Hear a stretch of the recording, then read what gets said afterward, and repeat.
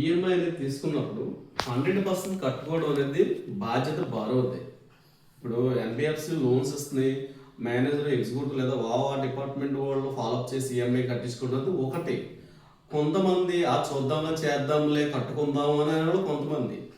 ఈ ఏం జరుగుతుందంటే ఈ సేల్స్ లేదా క్రెడిట్ లీగల్ ఈ టెక్నికల్ ఎంత వెరిఫై చేసిన తర్వాత కస్టమర్ని అనాలిసిస్ చేస్తారు, ప్రాపర్టీని అనాలిసిస్ చేస్తారు. ఇవన్నీ చేసిన తర్వాత లోన్ ఇస్తారు. ఇప్పుడు ఇంటెన్షనల్గా లోన్ తీసుకుని ప్రాపర్టీ అప్ చెప్పేద్దాం అని అనుకునే వాళ్ళు కొంతమంది. సో దానివల్ల ఏమవుతుందంటే భవిష్యత్తులో ఆల్రెడీ మీకు ఈ వీడియో నేను పాతవి చేయడం కూడా జరిగింది, కానీ మధ్య మధ్యలో చిన్న చిన్నగా కంటెంట్ అనేది పాత వీడియోల్లో కూడా రావడం జరుగుతుంది. ఇప్పుడు ప్రాపర్టీ ఇప్పుడు మేము ఎన్బిఎఫ్సి లేదా బ్యాంకు కంపల్సరీగా మార్కెట్ వాల్యూ చూస్తామండి. గవర్నమెంట్ వాల్యూ అనేది మేము చూడము.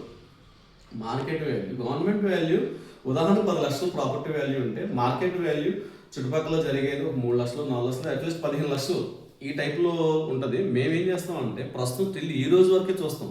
10 సంవత్సరాల తర్వాత అది 5కి 5 10 అవుద్దంటే మేము అది దేని విషయంలో అంటే మనం ఇదే తీసుకుంటాం. ఇప్పుడు 10 లక్షలు అంటే 10 లక్షలు మనం 50% ఇస్తాం. రేపు అన్న రోజున కంపెనీ నుంచి మనం ఫండ్ ఇచ్చిన తర్వాత రేపు పొద్దున్న బారోవర్ బాగా కట్టుకుంటే ఆయన లక్ బాగుంటుంది, కట్టుకోవాలి కూడా. అలా కట్టుకుంటేనే ప్రాపర్టీ అనేది ఆయనకి అయ్యి ఉంటుంది. ప్రస్తుతం అయితే మార్టిగేజ్ చేసిన తర్వాత కంపెనీ అండర్లో ఆయన ఈఎంఐ రెగ్యులర్గా కట్టుకోవాలి, కంపెనీ అండర్లో ఉంటుంది. ఆయన ఎప్పుడైతే నెగ్లెక్ట్ చేసి ఇంకా వాయిదాల్ని కట్టుకోలేను, ఒకసారి చాలామంది మనం చూస్తూ ఉంటాం 20 లక్షలు 30 లక్షలు ప్రాపర్టీ కూడా 8 లక్షలు 10 లక్షలు తీసుకొని కట్టుకోలేని పరిస్థితి కూడా ఉంటుంది. ఇదే ఈ పరిస్థితి రాకూడదని క్రెడిట్ డిపార్ట్మెంట్ ముందుగా ఆలోచించి రేపొద్దున కస్టమర్ ఇబ్బంది పడకూడదు, కంపెనీ ఇబ్బంది పడకూడదని ఆలోచించి క్రెడిట్ డిపార్ట్మెంట్ అనేది తక్కువ అమౌంట్ ఇస్తుంది. కానీ ఆ టైంలో బారోవర్ అవసరం ఎక్కువ ఉండి ఏమంటాడు, లేదండి నాకు సరిపోదు మీరు ఎవరా లేకపోతే ఇంకో బ్యాంక్కి వెళ్తాం మీరు ఎవరా, ఈ టైప్లో ఉంటుంది. కానీ మేము ముందుగానే అతని కోసం ఆలోచించి మేము రేపొద్దున ఇబ్బంది పడతారని క్రెడిట్ డిపార్ట్మెంట్ లేదా సేల్స్ డిపార్ట్మెంట్ ఎంతగా ఆలోచించి మన లోన్ అనేది తక్కువ ఇస్తామని చూస్తే ఆయన వేరే చోటకి వెళ్ళిపోతాడు. వేరే చోటకి వెళ్ళి అనుకున్న అమౌంట్ తెచ్చుకుంటాడు. ఎందుకంటే మార్కెట్లో ఒక కంపెనీ బేసే లేదు, నెంబర్ ఆఫ్ కంపెనీలు ఉన్నాయి. ఇప్పుడు ఏమవుతుంది, ఆ కంపెనీకి వెళ్ళి అతని తలకు మించిన భారం పెట్టుకొని లోన్ అనేది తీసుకుని 1 సంవత్సరం 6 నెలలు కట్టిన తర్వాత ఆయన ఏం చేస్తారు, కట్టుకోలేని పరిస్థితి. అప్పుడు 3 ఎంఎల్ చూస్తారు, తర్వాత లీగల్ నోటీస్ ఇస్తారు, తర్వాత ఇంకా అలాగా. అందుకనే మేము ముందుగానే ఆలోచించి మేము సజెస్ట్ చేస్తాం. కానీ ఆ టైంలో బారోవర్ వినరు.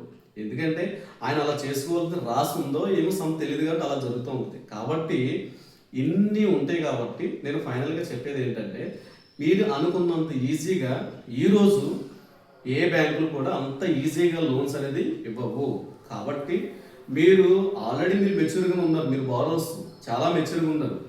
ఎందుకంటే మీకు చాలా నాలెడ్జ్ వచ్చింది, మాకంటే ఎక్కువ నాలెడ్జ్ మీకే ఉంది. కాబట్టి దయచేసి ఇది మీరు గ్రహించి అర్థం చేసుకొని మీరు చక్కగా మీ ప్రాపర్టీస్ అనేది చక్కగా ఈఎంఐలు కట్టుకొని ఎవరికి ఎలాంటి ఇబ్బంది లేకుండా. ఎందుకంటే ఇప్పుడు మాకు జాబ్ ఎంత ఇంపార్టెంటో మా టార్గెట్ కూడా ఉంటుంది.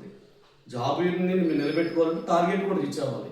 మేము లోన్ ఇచ్చాము, రికవరీ చేసుకోవాలి. ఇవన్నీ మా మీద బాధ్యత ఉంటాయి. కాబట్టి మాకు ఎంత బాధ్యత ఉందో మీ ప్రాపర్టీ ఈఎంఐ కట్టుకుని మీ ప్రాపర్టీని నిలబెట్టుకునే బాధ్యత మీకు కూడా ఉంటుంది. కాబట్టి ఇవన్నీ మీరు అర్థం చేసుకుని చక్కగా వాయిదా కట్టుకుంటూ ప్రాపర్టీని మీరు మీ తరతరాలకో మీరు చక్కగా ఎంజాయ్ చేస్తారని ఆశిస్తున్నాం. మీ పిఎన్ఆర్ హౌసింగ్ ఫైనాన్స్.